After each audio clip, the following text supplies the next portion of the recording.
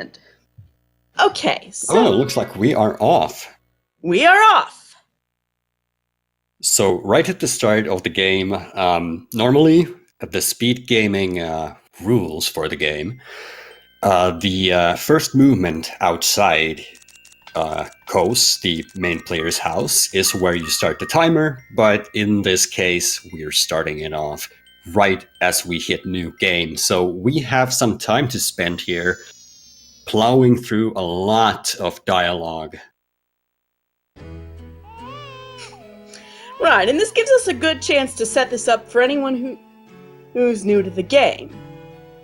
Azure Dreams is a mystery dungeon roguelike for the PlayStation 1. In it, there is a single dungeon in the Monster Tower with 40 procedurally generated floors, give or take. Yes, the only exception to that being floor number 1, which always has the same layout, and our players will find the same 5 items every time. At least on their first trip, which is all that matters for this tournament. Yes, Later trips, the first floor will vary and the second floor will be static. Exactly. Because what we're not seeing in this tournament is other elements of the game. Specifically, it has a little bit of a dating sim and a little bit of a town building simulator mixed in, where you spend your money to build up buildings, things, and hang out with cute girls. And that's just not going to be appearing in this game, aside from Nico kneeing you awake. Yes, this is a very weird game in many ways. I find that it's an odd mixture of, as you mentioned, mystery dungeon, roguelike, and then town building dating simulator. It's such a weird game. I've never come across anything quite like it. No, there really isn't anything. Though there is, of course, the Game Boy version, which is a little lighter on some elements and a little heavier on others. So it's a nice difference, and there is currently a tournament going on for that in the Azure Dreams Discord.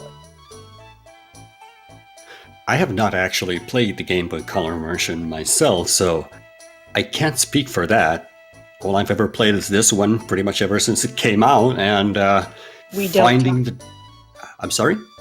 Oh, nothing, sorry. It's okay. We should introduce ourselves. I'm Demi. My name is Wugga.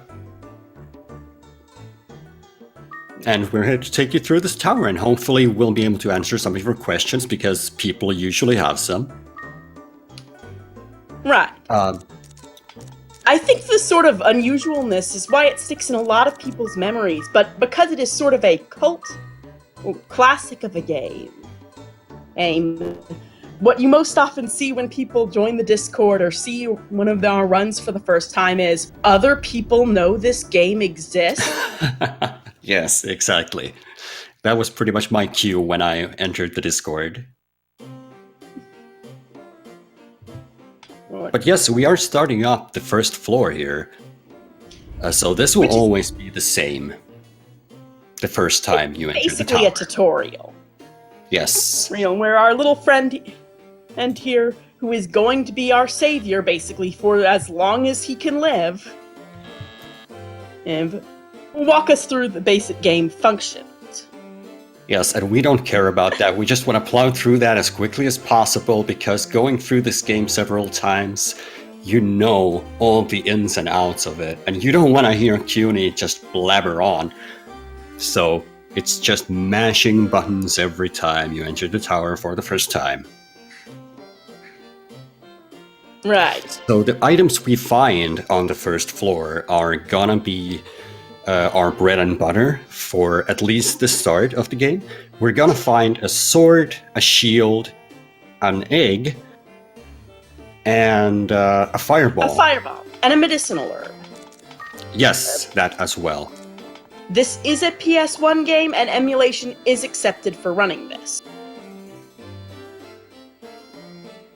So our first enemy here, the Palumpa on Captain Luigi's side, is the easiest enemy to handle. It's basically a wuss. Actually, I think a noise might be slightly easier because, okay, there is an elemental triangle in this game where fire beats water, or fire beats wind, wind beats water, Yes. water beats fire. Yeah, and you have to be on your toes for that regarding your own familiars, elementals, because they will be weaker against certain enemies and stronger against others. But the starting floors are mostly comprised of easy enemies regardless of their elemental or genus, as it's called in this game.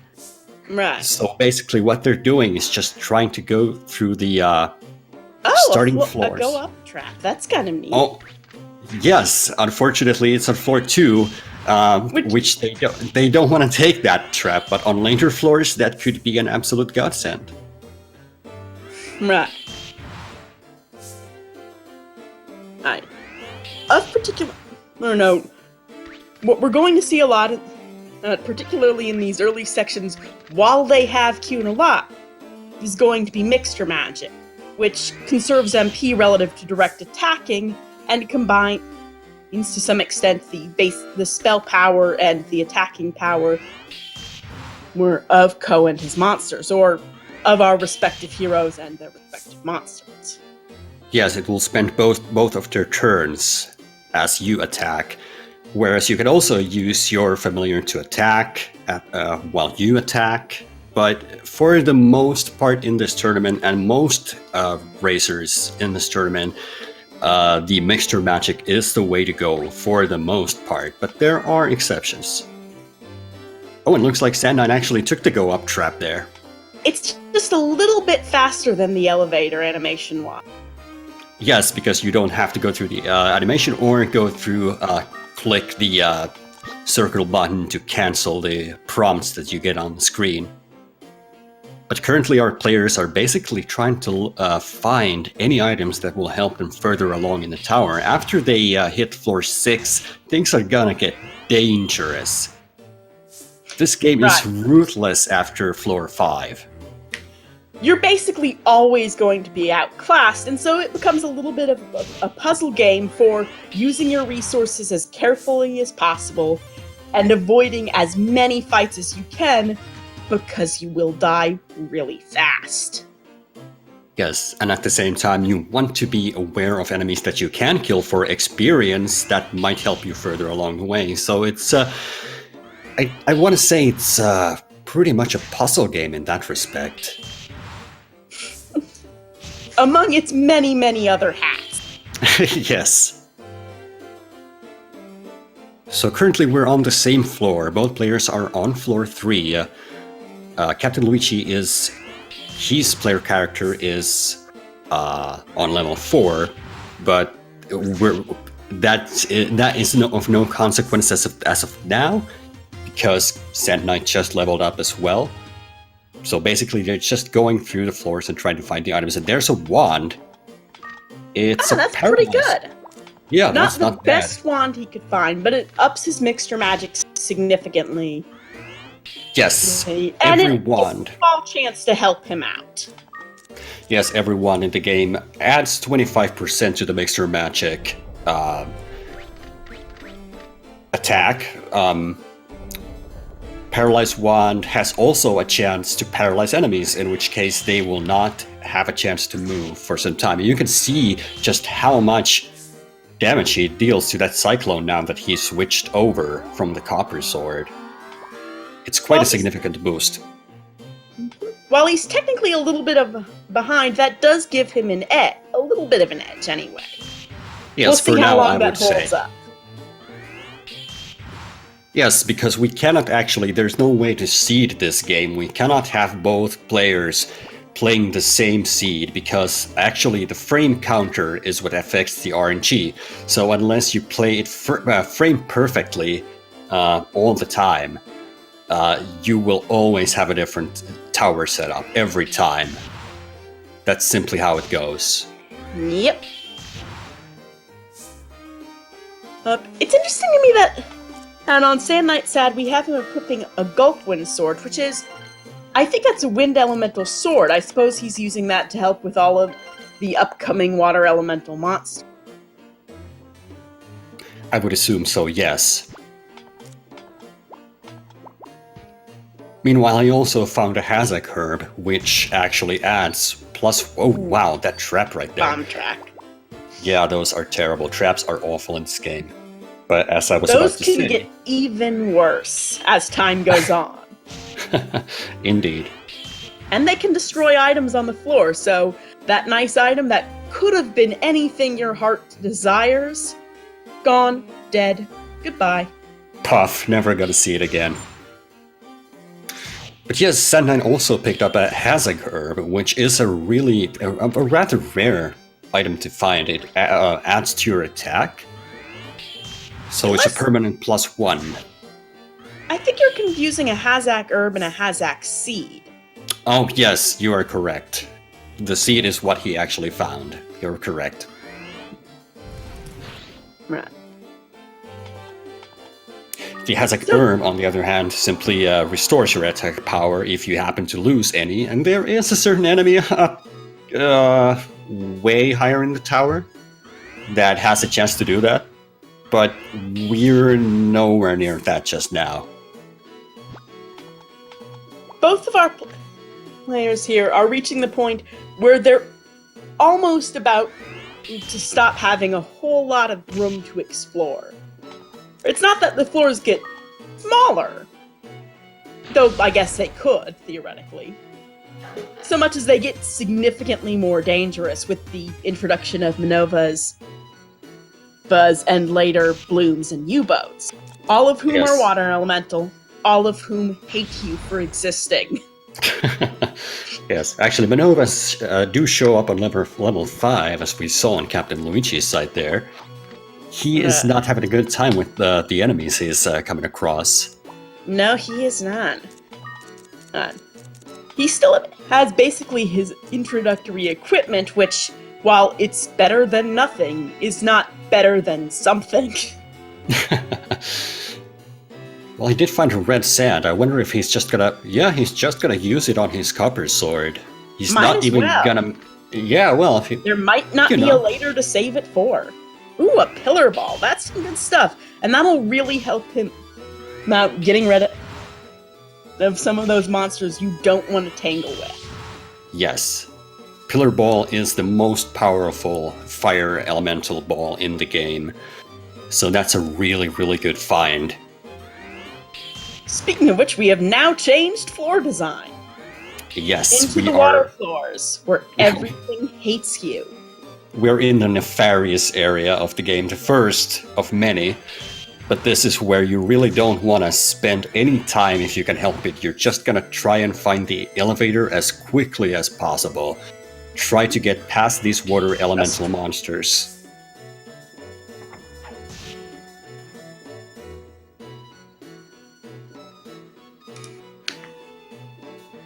I've heard people say, and I kind of agree with this, that that floor 6 and up are a little bit harder than later difficult floors. Because at this point, you probably don't have a robust selection of resources to help you.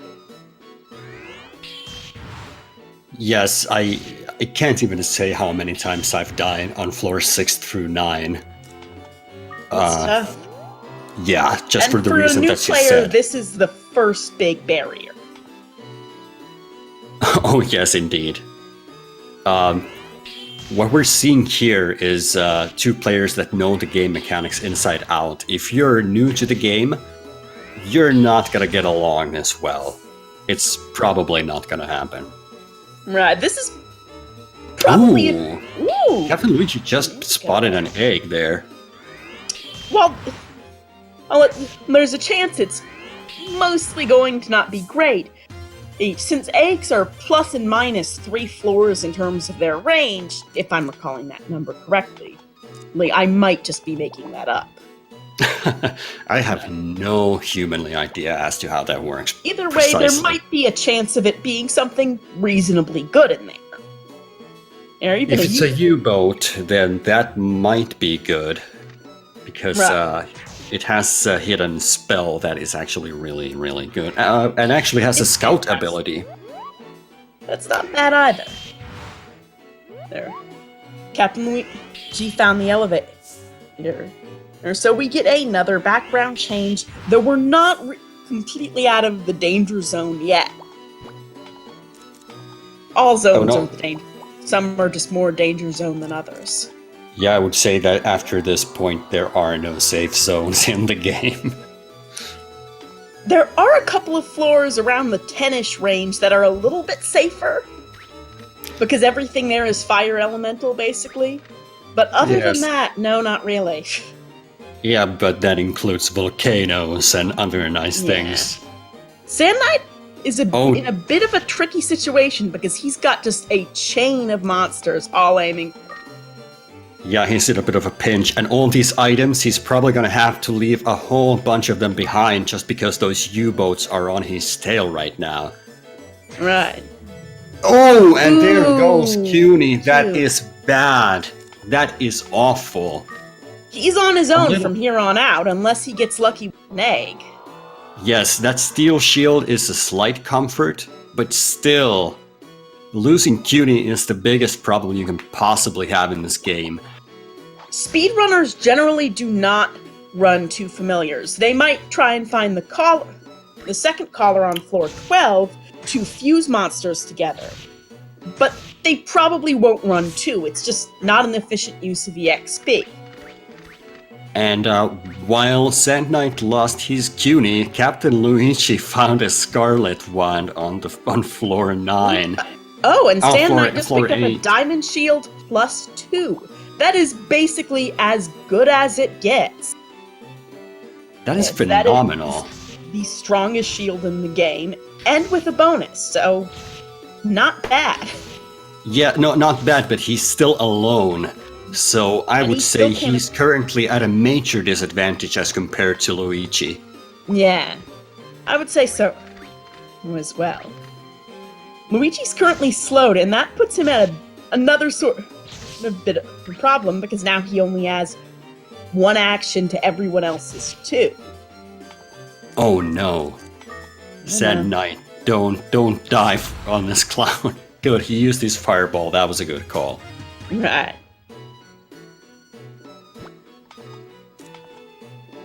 So this can still turn around entirely.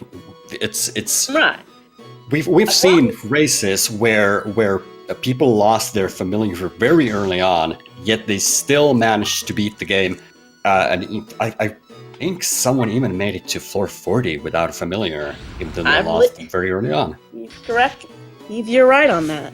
Of course, now Sand Knight is basically running on something like borrowed time until he can get his HP up to survive even a single unfortunate encounter. Yeah, and if he bumps in a bomb trap, that's it for him. Right. So you can see him wiggling around the camera and trying to see if there's anything dangerous up ahead, and that is causing him to lose time to Captain Luigi, who can afford to be not reckless per se, but just a little bit less cautious. Oh yeah, with that Scarlet Wand that he's sporting, he has a good thing going for him. He can basically two-shot pretty much any enemy on this particular floor. He can explore and try to look for items if he so wishes. Meanwhile, Sand Knight is just trying to survive. Right.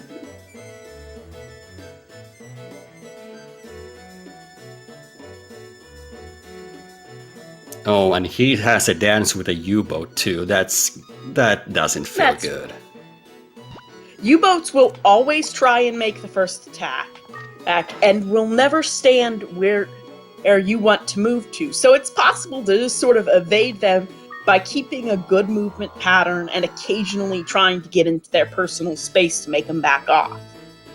And that's how Sand Knight managed to get out of that situation for a little bit. And I think I saw the elevator on that little swirlin'. So he might have seen that too, and I hope so. I would reckon so. With these kinds of players, they will always be paying attention to the spin at the beginning of the floor. Captain Having Luigi said lucked that- out into spawning the room with the elevator in it. Yes. Nice. They're pretty much neck and neck, though, I'd say. Even though Yeah. Captain Luigi has the advantage over the equipment he has, Zennites is just booking it. And tells that volcano to just jet right off. Oh boy, that's not great. No, poison traps will always deal a certain percentage damage. And I think they last a variable amount of time. I'm not sure about that. I'm not sure myself. It's something to look into. Meanwhile, Captain Luigi has found the elevator, but he's on floor 12, and that floor does have that second monster collar in case he has anything he might want to fuse, like, say, whatever's in that egg he picked up earlier. I would imagine he goes out looking for it. He's in such a good shape right now. He can afford it. Yeah. We saw on Sand Knight's side the fire crystal, which summons a salamander to fight for you, but I've never had it do anything but wander off. Completely uselessly. It's a fickle beast, all right. It's not really trustworthy, but No. it can Any save port you in in a storm. pinch. Captain Yes. Luigi's heating up his egg so that we can finally see what's in that, if that's worth seeking out the other. Oh boy! Oh that's bad. no! Sand Knight is in a so trouble. much trouble. Well, and right now you can see he's thinking very carefully if there's any way he can survive being completely pincered in. And He's right trying now, to lift Dreamin'. I don't think that's a good idea, though, given that he's cornered right now. yeah, that just bought him a turn. He does have the egg bomb, and he's going to go for that because. Oh no! Oh no! And the Palumpa honey. attacked the wrong enemy. He wanted that Palumpa to hit the volcano, but it did not. Right. Dreamins don't pack a whole lot of punch. I'm sorry, I got so intent that I completely forgot what was going on Captain Luigi's side. Did you see what was in that egg? I did not. I did not. I was concentrating on the left side of the screen entirely. Oh, Manova, that's... While it's useful if you want to do silly glitches, it's like duplicating items, it's not really useful in other contexts. It's just not a great monster. And Sand Knight's found a wand, and that would be great if he had a monster, but he doesn't. He So does here we are. not. Yeah, so he will be sticking to his Golfwind sword. Captain And Luigi... Luigi.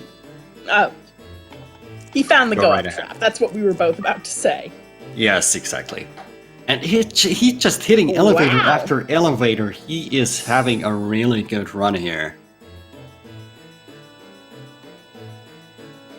This is the kind of setup. He's sporting 2 pillar bowls, an Olim, an egg.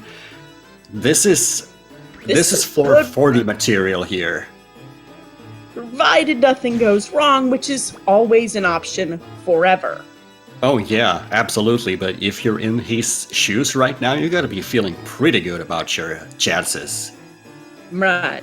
We're also seeing a widening gap. Before they were at most 1-2 floors apart, but now we're seeing a 3-4 floor gap, and it's gonna be a 4-floor gap in no time at all. And Luigi that's- just found his 3rd pillar ball. That is ludicrous. That'll keep him good for a while. Oh And yes. we reached floor 16, which, besides introducing a pretty set of floors, also has a chance of encountering a pretty rare monster, the Barong, which, if you feed it an item, will give you another item, even at the cost of its own action. So you can just stand there and feed it things and get random items, regardless of rarity. And that's Yeah. pretty great. Yes, you can get items that you will never ever see in the tower normally. And a Barong can spit them out one after another. And Sand Knight is once again in a tricky situation, leading this train of Dreamins. He managed to get the Griffins out of his way, and those are the real heavy hitters. So now he's got his elevator, he could get the blue collar, though the odds of that being really useful are nil, so he's not going to take it. He's just going to go before the Dreamins put him to sleep and a Griffin comes along and kills him. I think that's a good call, but he's in another pinch right here. If he gets pincered now, he's in a lot of trouble. He's in a world of hurt. Yeah, he's already used up his egg bomb. His resources are pretty low. He did probably see the exit on the spin, but oh boy, there's a Griffin. I would not like to be in his shoes right now. I would have probably panicked and completely forgotten how to survive, and I would be dead. But Sand Knight is a much, much better player than me. Both of these people are. That's why they are in the grand finals of this tournament. So he manages to survive and make it to the elevator and live to fight another floor. And he spawns right next to the elevator. That must huge. Feel pretty good. Oh, yes. He must be pretty happy to see that. Captain Luigi's still on floor 16. I wonder if he's searching for items or if he's looking for a barong. They're pretty rare, so he might have to go the whole floor without finding one. But I think he feels confident that he can take that risk. Yes, I'm gonna... Go right ahead. I was just going to say, with the equipment he's currently sporting, I wonder if he actually is looking for a barong, what kind of items is he looking for? Because he's looking really good in terms of equipment. So that's kind of baffling me. Or maybe he's just looking for the exit. That might be the case. It could be. Meanwhile, Sand Knight is a little bit thanks to that crack track. That's getting a every twister for you. Way. It is. So yes, it seems that Captain Luigi was just looking for the exit because he just entered the room where Witches was in, and he hadn't been in it before, so I'd imagine he's just gonna chat. Yeah. Might as well. Oh no. Sand Knight hit a sleep trap. And though that was blessedly short, he's in real trouble. He's not gonna make it out of this. I'm gonna say he's not gonna make it out of this. That troll's gonna hit for at least, almost 20. And there's no way out. He is officially done. He can try picking up the troll. I think that's the only chance he has right now. It really is. And that doesn't have an absolute certainty of working. As we see right there, ending the run and getting the race to Captain Luigi. So there we go. That's the first game goes to Captain Luigi. And such is Azure Dreams. Sometimes, well, we like to say the tower giveth and the tower taketh away, and in this case, it certainly took away something from Sand Knight. Yep.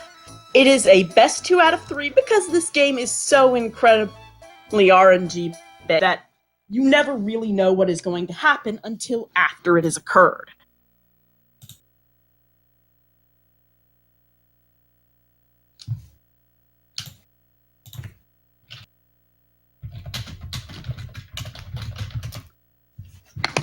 Now we're going to reset and start up game 2 and see if Sand Knight can't turn it around and have better luck in his next run.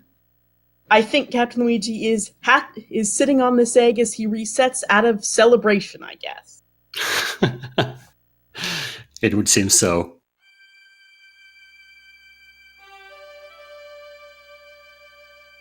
So I'm hoping to see 3 games. Same. I would say that, it probably was more of a great roll for Captain Luigi, but Sand Knight did get unlucky enough to lose Kuhn just pretty much off the bat, and that really did hurt his odds. Yes, that's pretty much what determined his run very early on. I wouldn't say determined, but after that it was bouncing from hard spot to hard spot to hard spot for basically the rest of the game.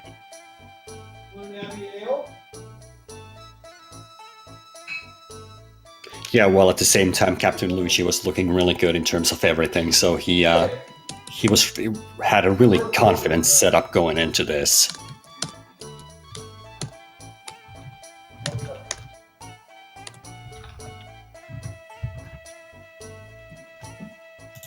So both of our players should be.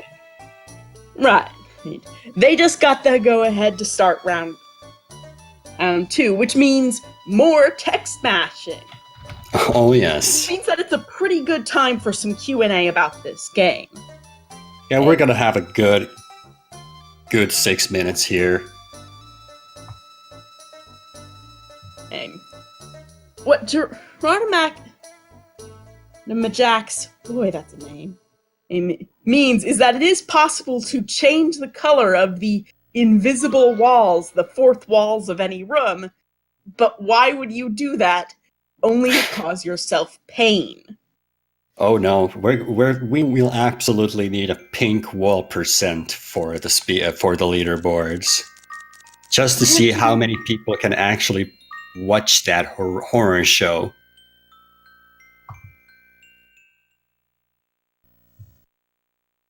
And that would be something. I actually never knew about that option before watching these tournaments.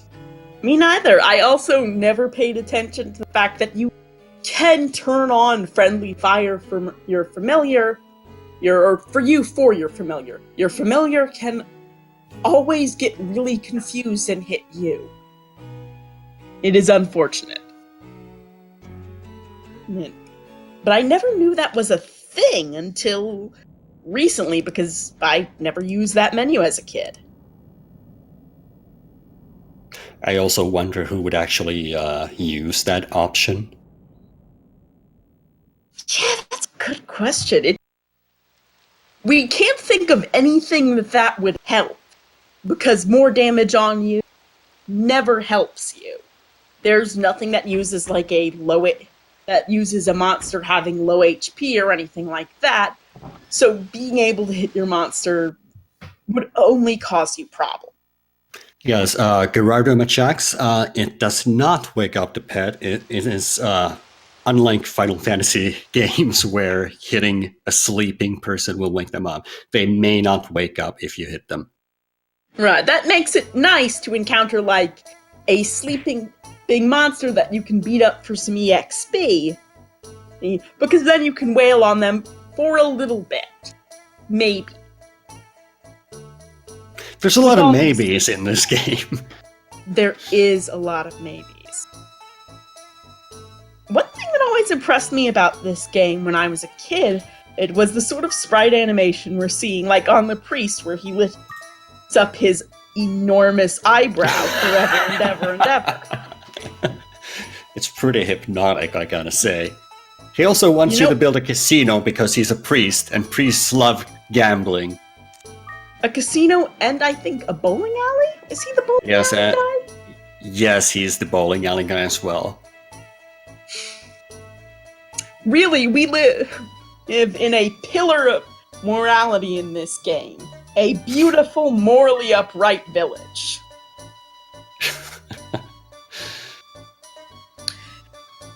It can do an item dupe. It can do whatever item you like that you have, provided you also have another monster or a picket, which can steal items. So you sort of create this loop where the Minova is copying the picket as it has an item in it, and so on. Yes, I do believe we actually have a dupe guide in our Discord, so anyone who wishes to join can probably find it there. I might be cutting out. It's possible. Well, and there's not much that can be done about that. And I apologize in advance. It's largely, I think, an internet thing more than a connectivity thing.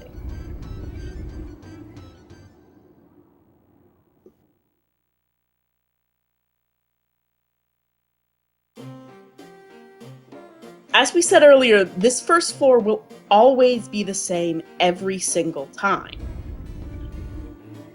So there's almost nothing really to say about it and their respective runs until we start being different.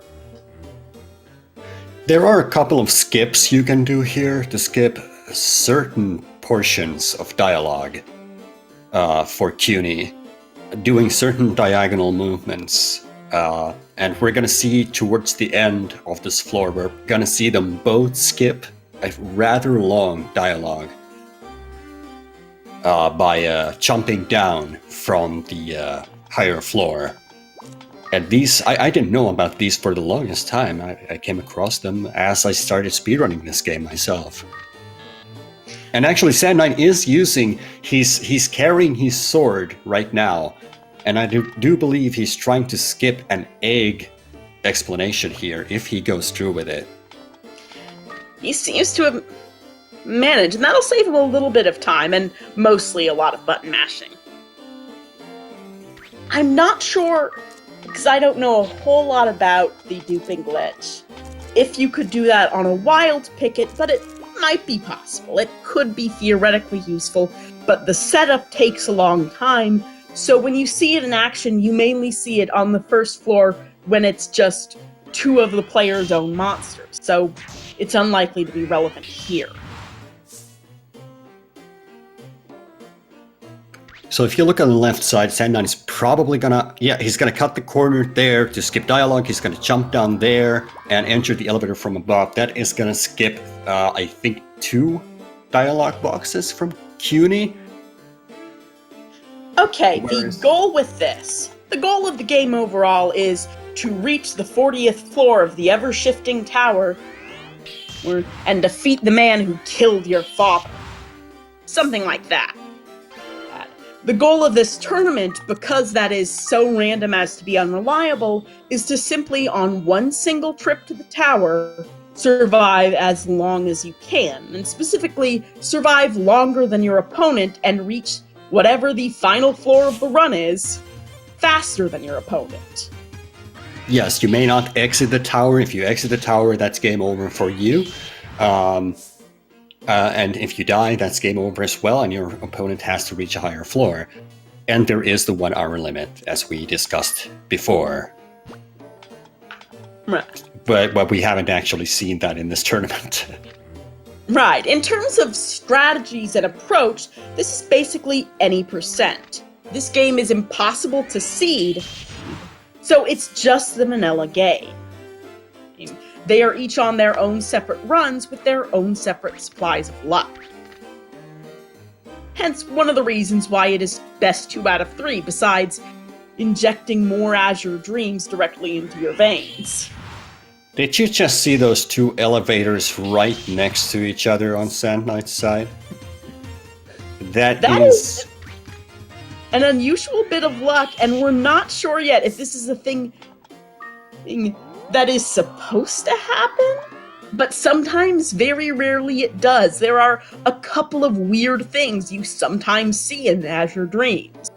Sometimes you see floors with 2 elevators, whether next to each other or otherwise. Sometimes, and this is obviously intended to happen, you see, and it is a nightmare, a floor that is just one giant room where all of the monsters know exactly where you are and are coming directly for you. I used to love those floors when I played this game casually, but going through a speedrun setting, they are terrifying.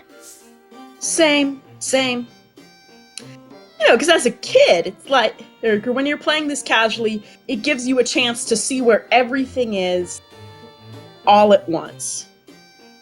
And that's really exciting.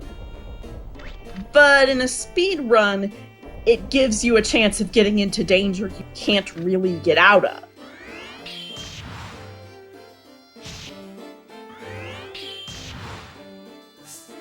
So looking at our players right now, Sand9 is sporting a steel shield, which is a really nice pickup. I didn't see if it was cursed or not, but from a defensive point of view, he's actually looking pretty good, because the steel shield is the second most powerful defensive item in the game. Just a couple of defense points shy of the diamond shield that he had in the previous run. Right. A holy scroll, that is really pretty good. It can protect the square you're on, which isn't the most useful thing it can do. One of the things that's really useful that it can do is temporarily convert a monster to being your ally. Only for the course of the floor that it's on, but if you're in a spot, it can make a powerful enemy into a powerful friend. Furthermore, if you use it on yourself, if you step on the holy hex, you are invulnerable to attacks, as long as the holy scroll effect is in effect. Right. Alright, so it can serve that double duty, making it a pretty useful resource to find early on. I think it's one of the better items in the game to find. It's very close to an Olim, which will help you delete any enemy on the screen, regardless of which enemy we're talking about. It will just simply erase them from the tower. Ooh, that could have been rough. A warp trap can theoretically send you or a monster anywhere, and if you're separated, your monsters sometimes will wander off, get into fights, and die. That was superbly lucky, just getting a warp in the same floor. In the same room, rather.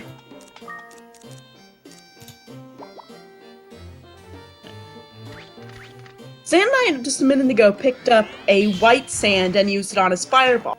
And that'll give it one extra use, making it, I believe, a 6-use fireball. And admittedly, the big advantage of that first floor spell ball is that you always know how much it has, where for everything else it's a little bit variable.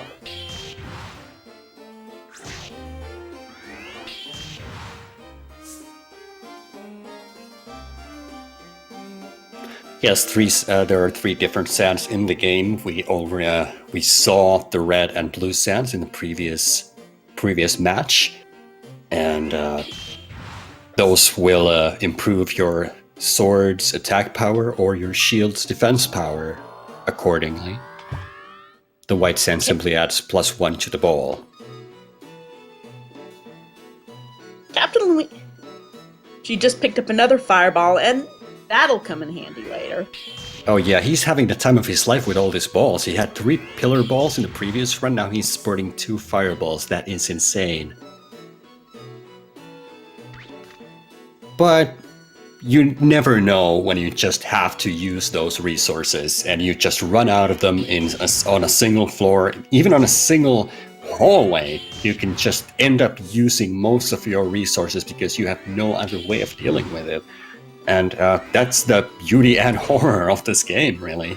You may look like you're doing really well, but ultimately the tower can just say, nope, we're not having any of that.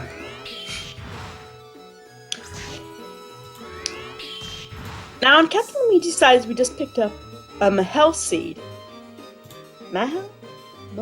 Whatever. Mahel, whatever. Like all names, pronunciation is an endless vortex.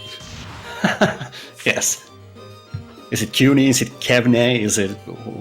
What are we even talking about? It's Sonic, let's face it. It's Sonic. I always thought that Cune, which is what I always called our first monster as a kid, it kind of has a Digimon look to it. I'm a bit too old for Digimon, I guess.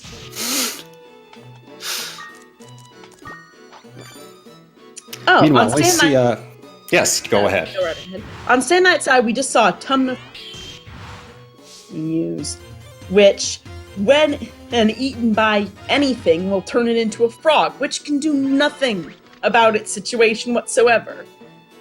For making it a really good way to sort of delete enemies. It's like an Olim light. Sort of. at the same time, they can decide to follow you on the floor. And if it's a dangerous enemy and they decide to follow you, then it's at some point they're going to change back from the frog, and that could put you in a really serious predicament.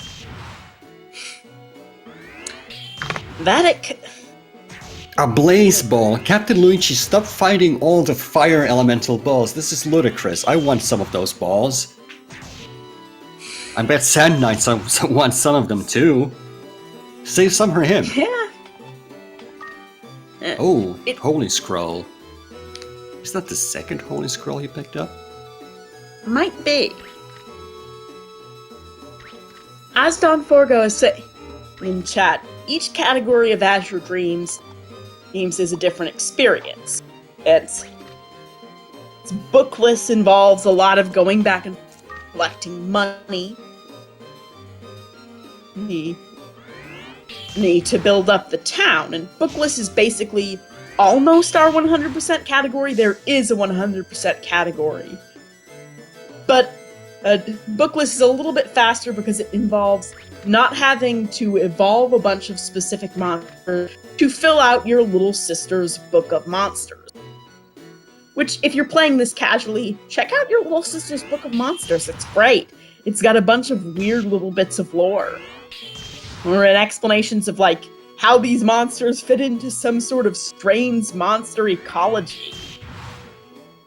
Monsters in society. This category is basically already percent.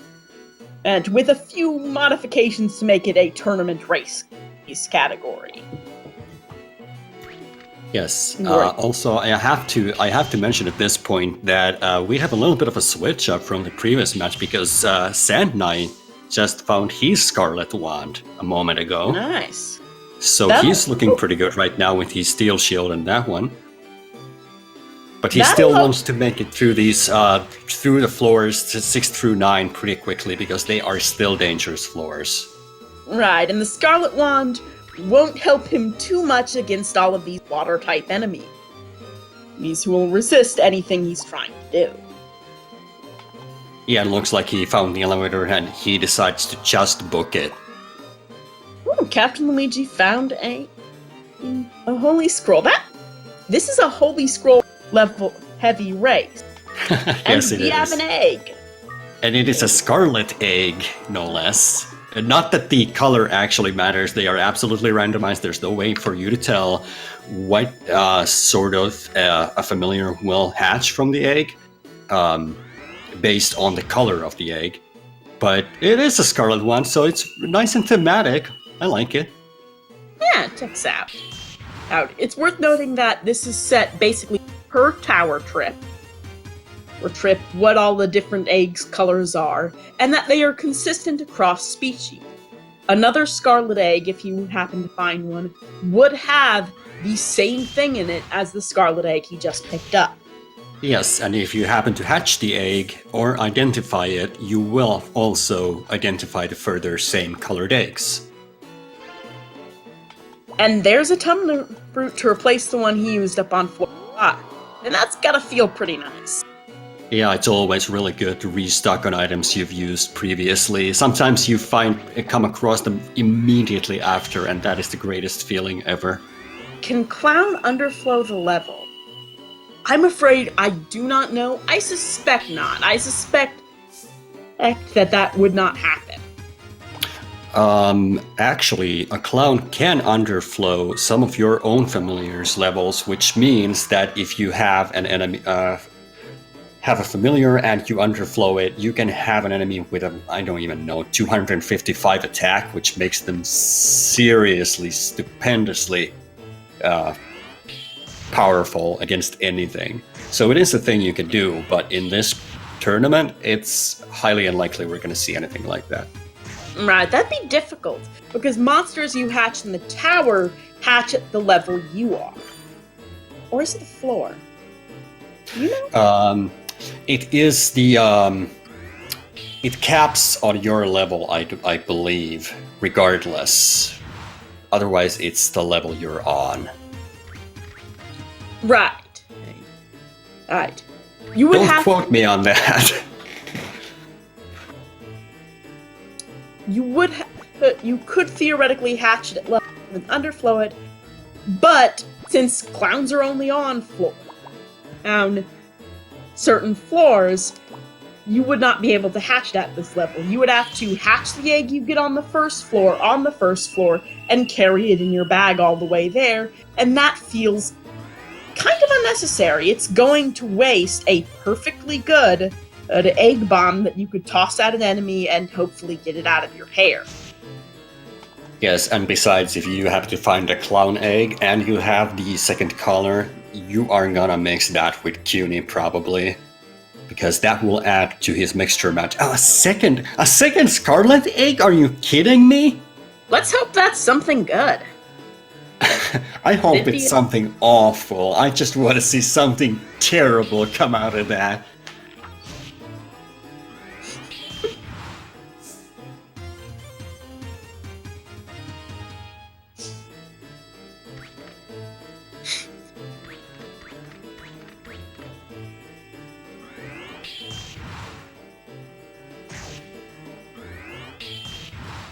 So once again, our players are neck and neck on floor 11.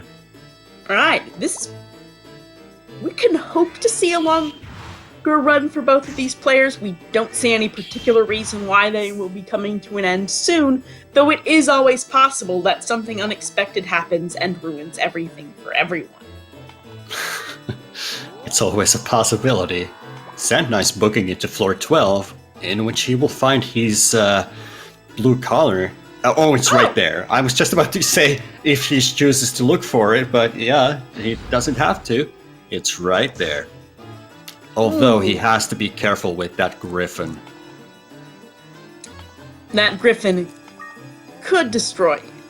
So it's going to be a little bit prudent. Use that fireball, get some distance.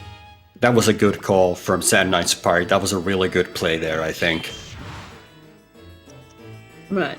Dreamins on their own are not terribly threatening. They do pitiful damage, but they can put you to sleep, and that could be dangerous. Since he has the second collar, I am wondering if Sand Knight is going to hatch those scarlet eggs and maybe see if they can be of use to him. I would definitely like to see that. Oh, he found truth glasses, so he can probably... A volcano. Okay, that is not what you want to see. I mean, you still have 2 egg grenades, which are really good, but he was probably hoping to come across something more useful than that. I don't see him hatching. Yes, I don't see him actually hatching those eggs, unless he uses CUNY. To answer the question, if you hatch the first, it will name the second egg too. Provided that they're the same color. Yeah, so as you can see on the menu right now, once he identified the one, he also knows the other one, and he has the percentage of the hatching percentage as how close to being hatched they are. He doesn't have to identify both of them. You could fuse them with Cune, but I don't see it as being really useful because volcanoes don't have a whole lot of function. They're much better as a pita fruit or fruit substitute or as a bomb. There are monsters where fusing it with Cune would be great. Like a clown, like anything that can pick up the healing spell. I'm trying to rack my brain here, but I actually don't think a volcano has any innate abilities that he will give. No, I don't think so either. Like, the only thing that a volcano can really do that's particular to it is creating, like, a magma rock, which is unpleasant if you encounter it, but not as unpleasant for the enemies. Sand Knight is using another Tumna Fruit, this time on a Kraken, which is a nasty monster that will counterattack your hits sort of automatically with an electric field, provided they're sword-based hits. Yes, they are also one of the more powerful enemies on these floors, so him using that Tumna Fruit was actually a really good call. I would have done exactly the same. Same. It's very handy to something like that. Luigi has also picked up his second color. He also has 2 eggs, which are identified, so it remains to be seen whether he will identify those or just try to hatch them on the fly, see what they have. Possible. Baldwin is pointing out a good point. It does have a hidden spell. You could combine the two for a Kuhn backup, but hopefully that won't be needed. Hopefully.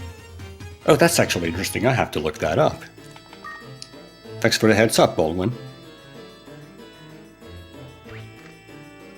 You see Captain Luigi slowly trying to hatch an egg on his side. Each little heat-up press will add 1 to 4 to the percentage. It's best to do it near an elevator, so that way, if something comes up while you're doing this, you can just stow the egg back in your bag, get on the elevator, and go on your merry way. Ooh, Sand Knight was cutting it pretty close there. Oh yes, I was just watching that in horror. But he makes it out. Right, your attacks can miss. And that can be very bad. Captain Luigi just hatched a griffin. That's also another enemy that, it's okay, but it's not basically really another something. Q. It's Yes. Q Mark II. Which isn't bad, but is not going to make or break a run. Oh, I do hope he won't lose his Cuny here to the Kraken. And that No, would be looks like- pretty bad. Looks like he's... Go. No, he's Fine, manipulating the monsters really well here. I'm sorry, I Right. probably cut you off there. No, it's no problem. You just use a malicious scroll which confuses a monster, thus allowing the two of them to turn against each other and run away.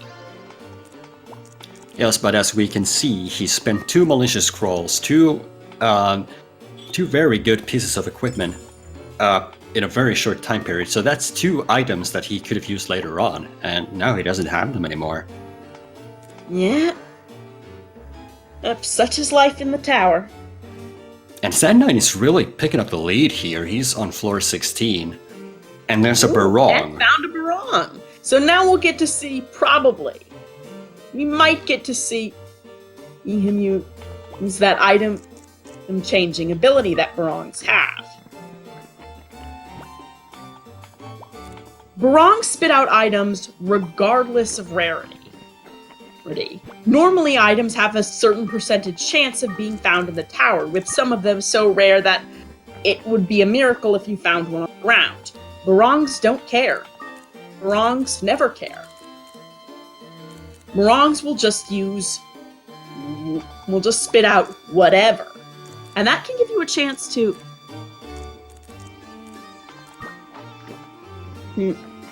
Neither in this case. It's an issue that I don't really have any fix for, so I apologize in advance.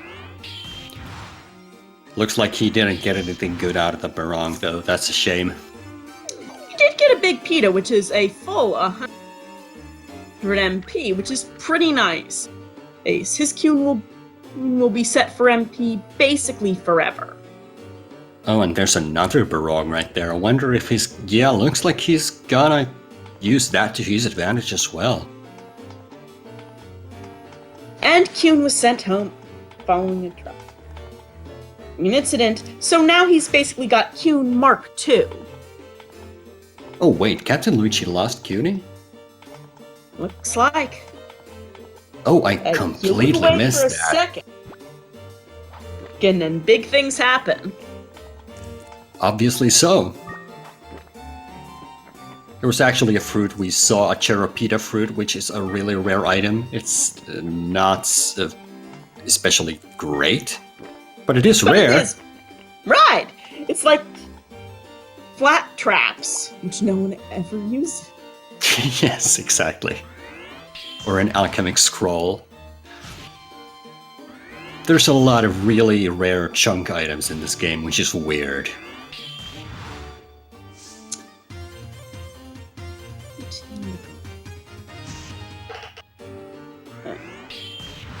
I think taming is more likely, but it's more likely that he just walked away, unless you mean the griffin.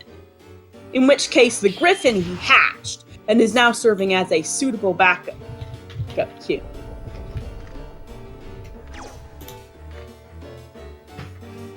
Yeah, it's not a terrible monster to have in all. Sand Knight lucked out in finding an elevator so close to where the wolf trap sent him. You will get your monster back at your side, if something like that were to happen, making it nice and secure. That could have been really bad if he didn't find the elevator quickly. It could have. Also, this is quite an item. It is as far as the eye can see. What is this room? It's an item room. Oh, yes, but are we actually seeing good items in there too? A blue sand? We'll see. A Mahel seed? Doesn't look too shabby, actually. Medicinal herb, that's always handy. Azure Dreams sometimes will cluster a bunch of the same type of thing in a... There are item rooms like this one, full of items. There are trap rooms. I have to say, he found every single elemental one except for Scarlet. That is hilarious. Right.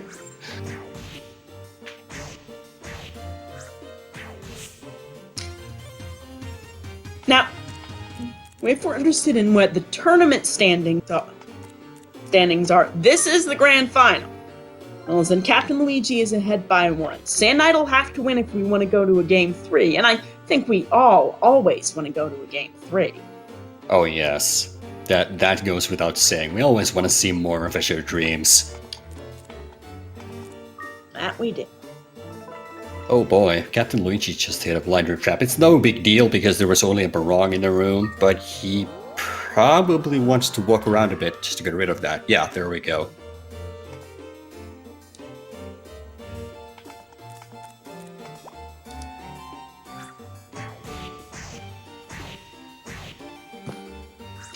Right now, it looks like Captain Luigi is thinking about what he wants to do.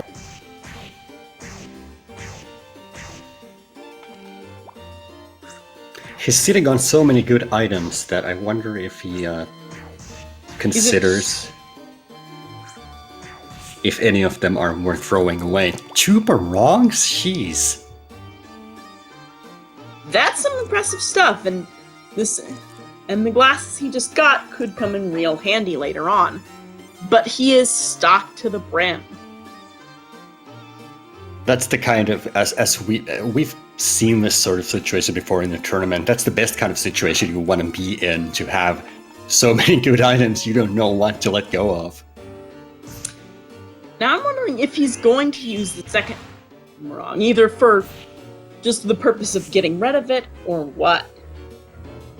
I wish you could feed the sleeping barong to the other barong. That would be great. That would be hilarious. Yes. We see a loss of and a gain of a holy on each side. Sand Knight using it on that Arachne, which is a great monster to have. If you have it, it gains boosted double attack, making it into an incredible offensive monster.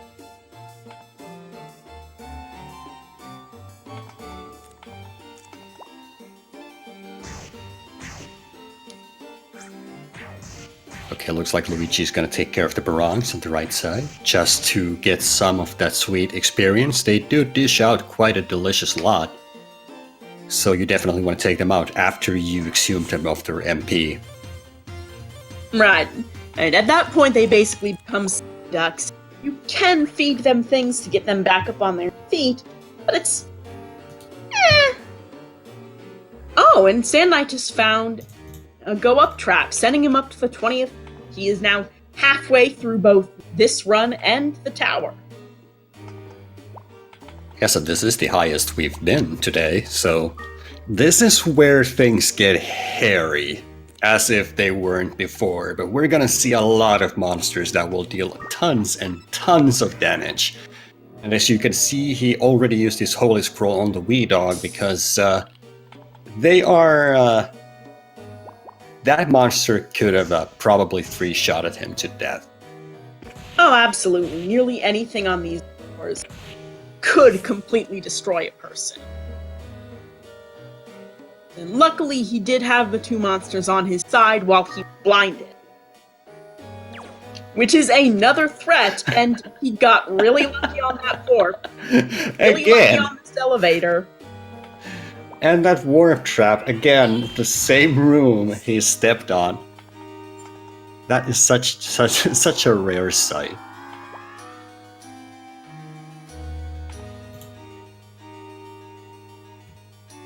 Oh no, there's a Viper. They are menacing. You never really want to come across them. They deal tons and tons of damage, and they can, whenever they hit you, they have a chance to reduce your attack power. Right, this is what that Hazacker, its entire purpose, pretty much, is so you just met a Viper. Yes, its only function is to negate the effect of the Viper's attack, should and it to proc. boost an Arachne's double growth attack up to full. Oh, because it only gains one attack whenever it gains 2 max attack. That is a complicated one to explain. Case in point. Yep, there we go. Captain Luigi is checking out a name on his side, and that'll be interesting to see. I don't recall when he picked that up. Oh, now that is a Hazak Seed, which is infinitely better than a Hazacker. Yes, that's a +1 attack, basically.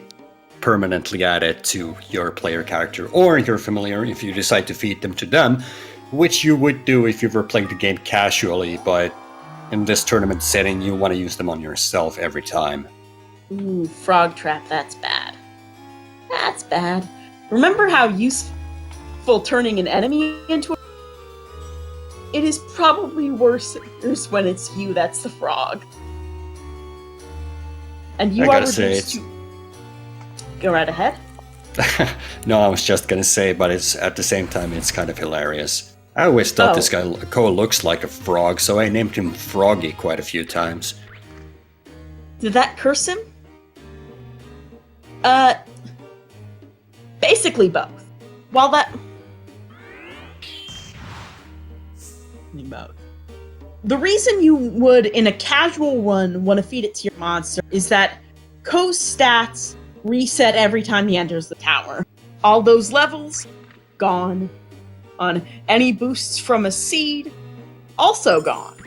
On your monsters remain fixed, and you can bring in 5 pieces of equipment, if you have 5 pieces of equipment to bring in. So, in a casual run, those are going to be the ways that you slowly boost yourself. Making it easier to get through more and more floors. But in a run like this, the only thing you can really count on is yourself. Oh, that is true. You would only give it to monsters where having good attack would be especially useful, since it won't boost up their mixture magic.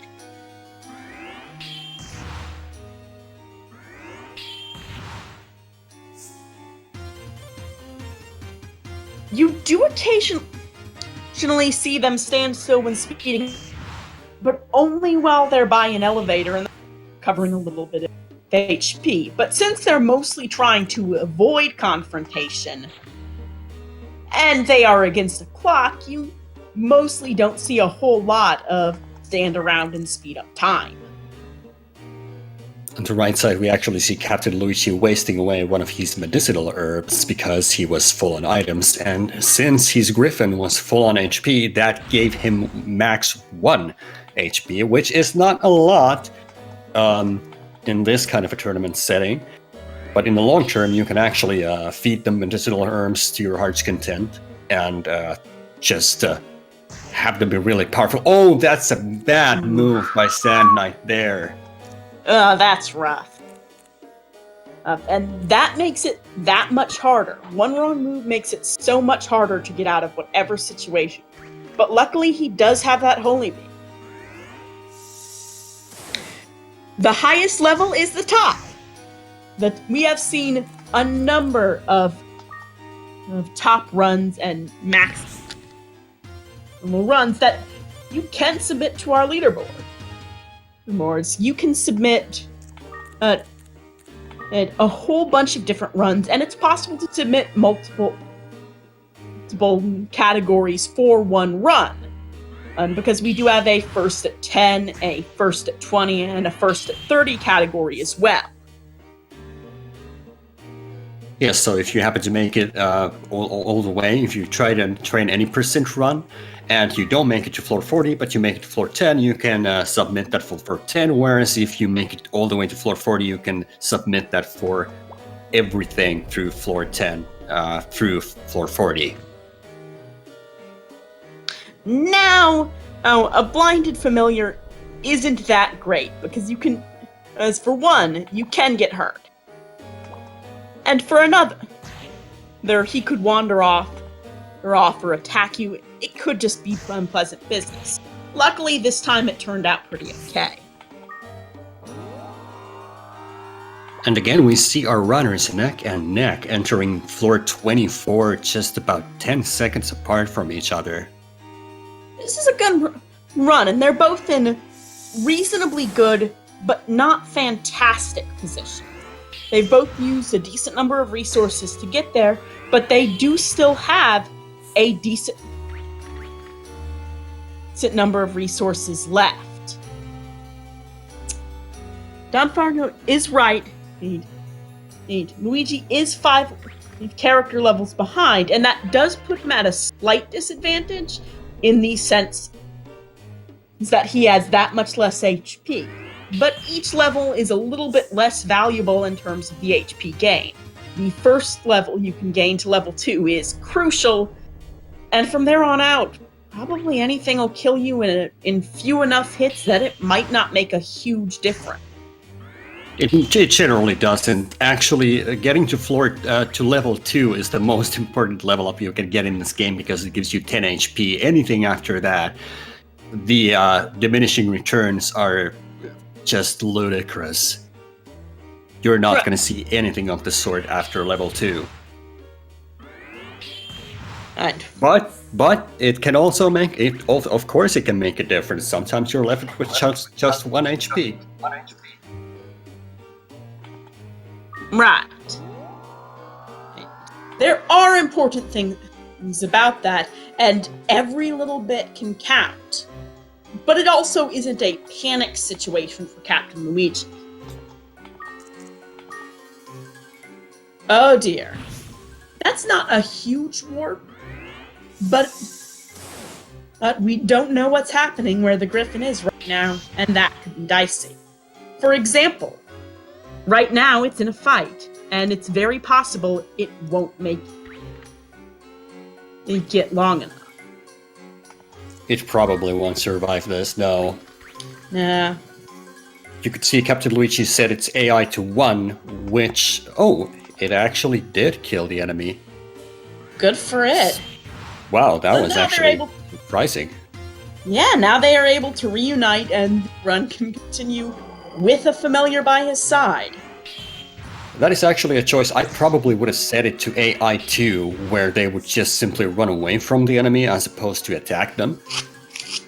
But, people play differently. People have wildly different playstyles of this game, and that's what makes it so interesting to follow these really great runners just do their own thing.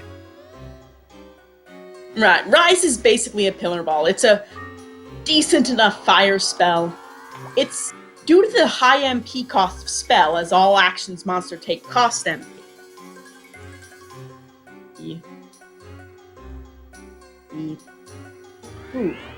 Brainstorm there. It's usually not worth it to cast spells directly onto your enemies. There are some instances, but it's really much more dangerous in the hands of the enemy, who doesn't have to worry about MP in a direct manner because it's either going to kill you or die fairly quickly, than it is on you, who has to live with whatever you've got. Oh, Captain Luigi's really wants to get to that elevator before the snowman wakes up, and he pulls it off. Meanwhile, Sand Knight is in a bit of a pickle. Right. If he doesn't get pincered, he can probably outrun this train of enemies. But if he does, then he'll be in trouble. Yes, he was also carrying CUNY, whereby if he finds himself in a situation where he needs to spend a turn putting him down, that could be a problem. But he actually played this really well. I kind of want to see what he's trying to pull off here. Using a sleep ball on the Mandara is a good idea, but they may wake up on the very next turn. Thankfully, they did not. That'll relieve some of the pressure, but it does mean that he has to waste time kind of menuing tune so that he doesn't go off in a direction.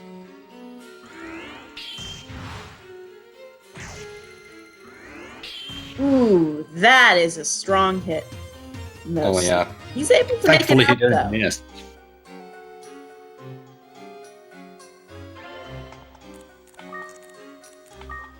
The 100% is a monstrosity. Hopeless is a little better at several out, but it's not necessarily a short run either. Bookless is basically 100%, but without having to fill out your little sister's book of monsters, which requires defeating or encountering, or in some cases owning every monster in the game. And in terms of length, no, they are not short runs. The current world record holder, Kent Brain, has a run of 4 hours, 29 minutes, and 8 seconds, so it is time-consuming. Right. I think Kane is also about the only person who runs it, runs 100%, because that is some nerve there. He is currently the only person on the leaderboard who has submitted a time. That is correct.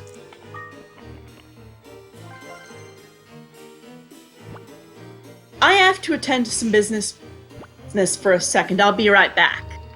Sure thing. Para recap.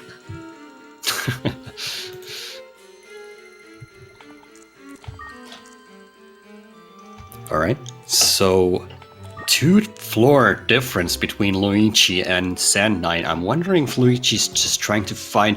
They are allowed to watch each other's streams, so I'm wondering if he's just trying to find a way up as quickly as possible, just to widen that gap between them.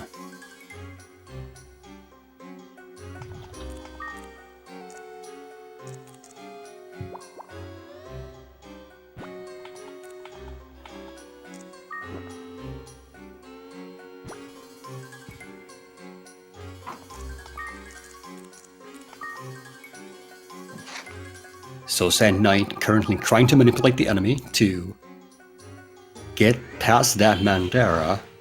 Using the sleep ball there, again, a good call. Alright, I am back. I see Captain Luigi has gotten a little bit further ahead. Yes, you did not miss that much, really. Aside from a encounter with a Mandara and oh boy, Sand Knight. Oh no. No. This is not a good room to be in. No, you don't want to. You never want to end up in a room like this. Using my health seed, it will give you 2 turns per every as opposed turn of the enemy. Yes. And it's a good call, but he got himself pincered in right there, so hopefully he can get out. It does look rather... Okay, he's out. If he doesn't get pincered now. If he doesn't get pincered. Captain Luigi just managed to use a holy bell and get a thing that otherwise was important because it had the elevator, but dangerous. And now he is on the floor or 30. This Yes. could go all the way, but it's also increasingly dangerous. At this point, everything will kill you pretty darn quickly. So there's really no time to linger. And pushing, dodging, doing anything to avoid a head-on fight is the name of the game. Yes, you want to find the elevator as quickly as possible at this point. Any resource you can use to locate the elevator, you want to use that as fast as you can. Just to get past these floors, because everything is a monster, and they will just kill you in one hit. Well, not every enemy, but a couple of hits and you're probably dead. And that Naplus is just waking up and going back to sleep. He can't decide what to do. You cannot. Napluses have a particular distinction besides being narcoleptics on the whole, is that they can attack you the turn they wake up. There is no safe. Now, Captain Luigi is getting one of the game's sort of very few in-tower scenes, not counting the second floor, which almost always has some sort of in-tower scene, in which the man who killed your father says, "Hey, I'm at the 40th floor, come get me!" Get me. Enemies aren't shown during that scene, but they can spawn in the room you start in after that scene is over. So it's a little dicey, but luckily there was nothing there once the level properly began. I think Sad Knight was hoping that warp trap would have taken him further away this time, because it took him to the same room with the Mandara, and this is looking dicey again for him. Right. There's very little room for error. We're here. Meanwhile, Captain Luigi is coming across a killer, which can one-shot him if he's unlucky, so he's got to use all his resources to get rid of that guy. And he manages it. People die when they are killered. I actually one-spawned on the Beldo floor, so that I didn't know about the enemy respawn thing, so I moved, and all of a sudden there were 3 killers all around me in a really small room. That was awful. Correct, Pat Knapsack. If you die, you don't lose automatically. You still have a chance to win, provided your opponent does not get past where you died. You can take more time than your opponent to get somewhere as well, as long as you make it past the place where they died. Oh, there goes tuning for Sand Knight. He's at a bad spot. Yes. Because now he's only sporting... It's not like any weapon actually is very effective at this stage without mixture magic, but he's sporting the wand, which is attack 1. So he's not looking to fight anything, he's just running away. Hey, we did see another egg on Captain's side, but it probably won't be all that useful, and he might as well throw it to get some damage in on that tyrant and hopefully make it matter. 8 minutes for 4 level is pretty possible. We could... Well, okay. 8 minutes for 8 levels is also not impossible, though at this point it'd be lucky. We are almost ready to see how this wraps up either way, and Luigi could take this. It's certainly looking favorable to Luigi right now. He's 4 floors ahead, the timer is close to 1 hour, and if he gets lucky with the elevators, he may just get to floor 40 really quickly. But it remains to be seen. But looking at Sand Knight's side right now, well, he could use the Oli to get rid of the Naplas, but he's having a really hard time getting out of floor 28. He's just constantly getting pincered by the enemies here. Not having a good time. There's one of those volcano eggs used as a nice little bomb. Unfortunately, they will not take care of this Well, okay, he got a fireball. He got rid of that situation. But really, he's in a tough spot. That Napless could end him right now if he. No way, he holy scrolled it, I think. Possibly. Either way, he managed to get out of there all right, but this hallway is so mean. What is this floor? It's like, is he gonna use the warp trap? Yes, he is. Oh, and it's the same. No, that is so unfair. That Save is room so luck unfair. is limitless and unfortunate. And there's at least some distance. I dare say that's the fifth time a warp trap has taken Sand Knight to the exact same room he actually stepped on. It is. That does seem to be where his cards are today. Yeah. And now he's used up all of his A. There is not a bomb left in the house. And there's the last of that fireball. Getting out of this floor has taken so many resources that it's hard to imagine that Sand Knight could catch up and ultimately overtake Captain Luigi. It's not over till the fat lady sings, but she might be warming up. Yes, it's not looking very good for Sand Knight. Thankfully, he hits up that elevator right next to where he started so he can get to floor 30. But Luigi's still 4 floors ahead, and getting this close to the 1 hour mark, it's really not looking good for Sand Knight, I gotta say. God, and there's another unfortunate... Oh no, what a room is that? What kind of a room is that? Captain Luigi on the 35th floor. But he spawned in himself not a great room, but he's got the holy bells, so might as well use them.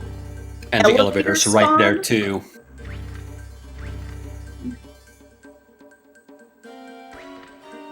That like from the corner. That's pretty mean. That is pretty mean. Yeah, even with the holy bell, he didn't care because he was outside the room. Still, not enough to take him out, so he can manage it, and we really might see this going on the way. There's very little reason to think that this couldn't, provided things turn out nice. Sand Knight is powering up one of his precious few resources left. Oof. But even just walking past that Nova is a nightmare. And there's another holy scroll down on probably not the toughest thing on this, which is still that's the only way he could deal with that situation is to use that holy bell that Manova could have killed. Yeah.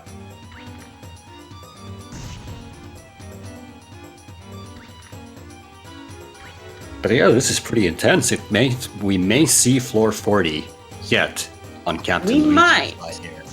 Alright, we'll see how the time limit works out, though I think that none of the folks at home would mind it terribly if we pushed it a couple of extra minutes to make it to the top.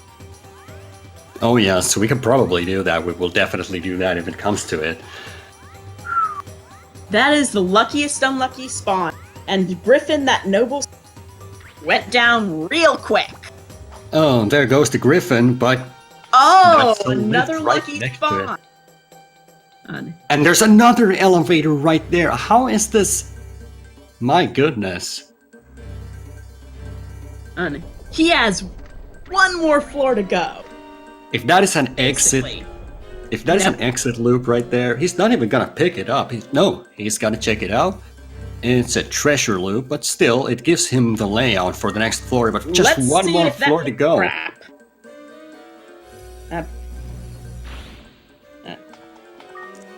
Treasure loop will at least give him a sense of where the roads are, so that's not a total waste of time.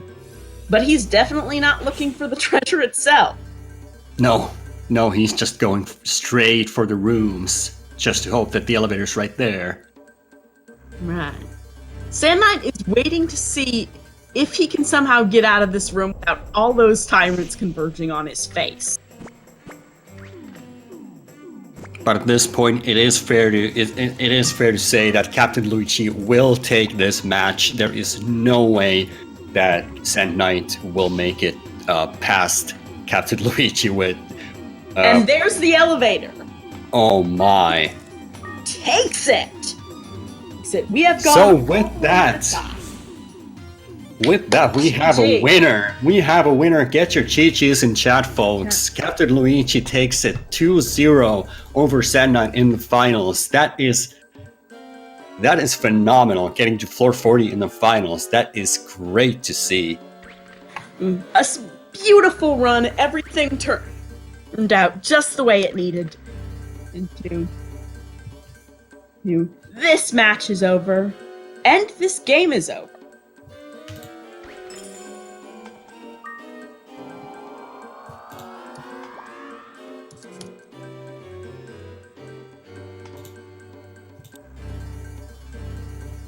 Good game, everybody. Yes, good for both players. Unfortunately, Sand Knight got really unlucky with his run, so I'm not saying that he lost because of that, but he did get a lot of unlucky pincers, especially in the second game here. Alright. Don Mario is, as usual, all right. Captain Luigi has made it all the way from the loser's bracket, and this is a double elimination tournament. So there will be ultimately another match to determine who the real winner is.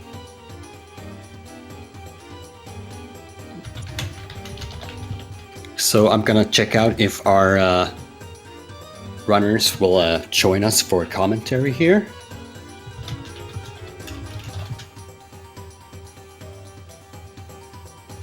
Heyo. Well, hello there. Hello. Well, that was a match. That was a match. How are you guys feeling about that? Distressed.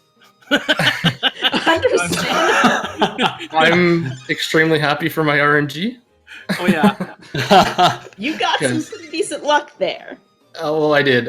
I won't say it was all skill because there's definitely luck involved. Yeah, but there was skill involved too. Also do a good job. You both fought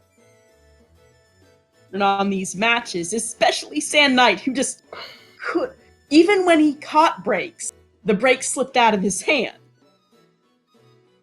Oh yeah, we really tried. I mean, first match was horrible. I lost Cuny so soon, and it was definitely my fault. I did something wrong there. I just should have used the resources, and I was sure that I could get out without using anything, so that's on me. But I still tried as hard as I could. Match 2 was definitely Luigi booking it, because I was 2 floors ahead for after tower. Well, match 2, the first half, the tower just wanted to kill me. I fought every single monster alive for the first 15 floors. And then after that, it was just mad climbing. Yeah, you got Luigi, you got really lucky with the elevators there towards the end, spawning right next to them. It was a sight to see, really. Just you booking it all the time, and meanwhile Sand Knight spending all the time on floor 28 just trying to get rid of those pincers, and he did not catch a break. I did have resources again, but I still wanted, it was so far away, I knew I needed to keep at least a few of it, and I decided to just run away from everything, and I was running circles for for minutes. That was horrible, but it had to be tried. Nasty. It was like there was basically a wall of monsters blocking off from one half of that floor.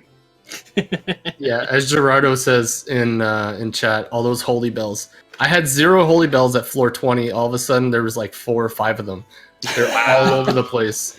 Well, I was the one with exactly all the bells. I had 4 or 5 during this run, so. Right. Yep, so Sand Knight, I have a question for you. How do you feel about those warp traps?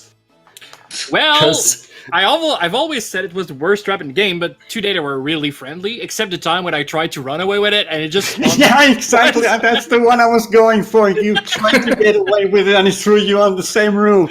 It costed me a pillar ball just to get to try again, and that time it was much better. That was horrible. I tried everything and then the kitchen sink. Like, well, all right, let's try this out. But that was a crazy match, and I don't know if it has been clarified for everyone, but I came in from winner bracket. Luigi was in loser bracket, so even though he won, this is not the end of the actual tournament. We're gonna have to do another match because now I'm down in loser bracket too. The bracket's been resetted. If you watch any fighting games tournament, that's pretty much the same setup, and so we're actually both in loser. Next final is final. Like there cannot be more 2 out of 3s. We are on the same stance right now. This is we're even now. So there's no perfect player right now. Everyone has at least one loss. Absolutely, and I'm really happy I get out of this. Like, well, losing to you first was an honor. Definitely one of the greatest matches I've played, and also having to know that we are standing, like nobody's standing higher. If you win, then congratulations. If I win, then like we will have tried everything. I told you I wanted that trophy on my banner for my screen. Well, I don't know. Depends on luck tomorrow, but I'm not gonna let you just run away with it. I'll fight for it. Oh yeah, I know. Oh yeah, that's what we want to see. That's what the chat wants to hear. We're gonna see. We're gonna have a great match tomorrow again. Yep, absolutely. But yeah, thank you very much. Can I take like 5 seconds to thank you, Wooga and Lady Deme? You actually came into the commentary. I think it was 20 minutes before the actual match. So yeah, well, that's amazing. this is huge. Thank you so much. Oh yeah. No, my pleasure. It would have been a different It was pretty experience fun. without commentator. Oh, and you did a great job. Like at first I saw the stress, but then it was rolling. I was like, man, they've done that like 20 times. Of course, they had to. That was wonderful. Well, I Thank haven't you listened very yet, much. so I can't say how good it was. Oh, it was. I'm kidding. I believe it's pretty good. I'll rewatch tonight. And Please we also don't. we also were streamed in French and in German for this particular race. I don't know if we will have that tomorrow, but I hope we will. But then, yeah, that was super cool to see how many people were actually participating in that. And of course, chat, thank you very much. You're always a big part of these matches. While I'm playing, we have the right to watch our opponent. So I do open the page and then I see chat while I'm running, and it's fun to see how you participate. And then sometimes you have your favorites, and there's some kind of a war going on, and I like that. That's cool. Oh, It's see, always good when everyone can get involved and really get fired up. Now, particularly this late in a tournament when we've had a chance for most people, most regular watchers, to see how everyone does and what they usually do in bad situations. Yes. And to finish it off on a floor 40, Captain Luigi, man, to put up a show. that's like my third or fourth. Oh, I think third in the tournament within time. This is crazy. Yes. It's been some good runs lately, so Nice. I won't complain. Bring them And back those on two- tomorrow. Right. Want to see that luck tomorrow? We're thinking maybe 3 p.m. Eastern. Around about, yeah. We're going to try and chat me and Luigi, but I think it's probably going to be around about that, right? Yeah, I'm good with the same time. Cool. Thank you very much. Also, details? Speed Gaming. Oh, sorry. I was going to say, if you want more details, as always, check Speed Gaming's excellent schedule, or you can come to the Azure Discord server and learn some strategies, meet the community, get plugged into everyone's practice runs, and the Game Boy Color May tournament currently ongoing. Yeah, absolutely. Just posted a link to the Discord, so if you want to join in, there's definitely going to be a lot of information about the game, but also about the tournament. And this is not the end of the Azure Dream Tournament. After this one, we're actually working on something new, but we're not going to say too much right now, but stay tuned. There's definitely going to be more. All right, thank you very much, Speed Gaming's commentary, Luigi for being here, and chat, and all the restreamers for French and German restream. I'm sure you did a great job, and thank you very much to everyone. Let's see each other tomorrow. All right, looking forward to that. Goodbye. Bye-bye. Let's wrap this up. Bye-bye.